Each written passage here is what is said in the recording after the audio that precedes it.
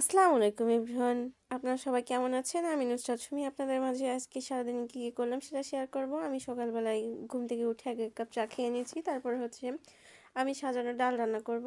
তার জন্য হচ্ছে পেঁয়াজ, রসুন, মরিচ এগুলো কেটে রেখেছিলাম আগে থেকে, দেখাতে মনে নেই। তো আমি এটাকে কড়াইতে দিয়ে এখন একটু পরিমাণ মতো হলুদ দিয়ে দেবো, পরিমাণ মতো লবণ দিয়ে দেবো।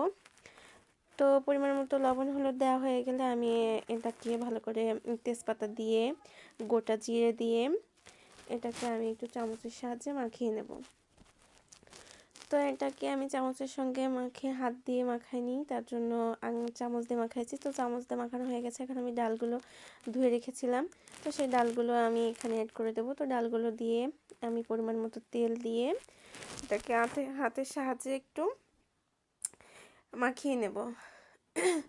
তো আমি ওই হাতের সাহায্যে মাখাইনি, খুন্তি দিয়ে মাখাইছিলাম। তো মাখানো শেষ, এখন আমি ডালটা উঠাই দিচ্ছি। এই তো ডালে পরিমাণ মতো পানি দিয়ে তার ভিতরে টমেটো অ্যাড করে দিচ্ছি। তো ডালটা হয়ে আসছে, আমি ধনেপাতা দিয়ে এখন আমি এটাকে নামিয়ে নিচ্ছি। এই যে আমার ডালই ফাইনাল লুক। তো তারপর হচ্ছে আমি চিকেন রান্না করব।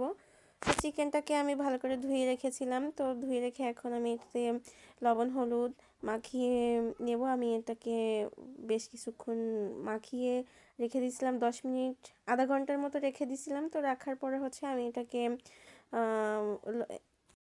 আমি এটাকে ভালো করে ম্যারিনেট করে রেখেছিলাম। তো ম্যারিনেটটা করানো দেখা হয়নি। তো আমি এটাকে ভালো করে পেঁয়াজ, রসুন, তেজপাতা, মশলা, আদা রসুন বাটা, জিরা বাটা আর শুকনো মরিচ হচ্ছে ভাজা শুকনো মরিচ, ভেজে রাখা শুকনো মরিচ এবং কাঁচা শুকনো মরিচ দিয়ে আমি এটাকে মাখিয়ে রেখেছিলাম ভালো করে তেল দিয়ে।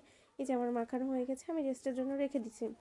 এখন আমার রেস্টে রাখা হয়ে গেছে, আমি এটাকে এখন চুলাতে উঠাই দিয়েছি। তো আমি এর ভিতরে কিছু কাঁচামরিচ দিয়ে দিয়েছি।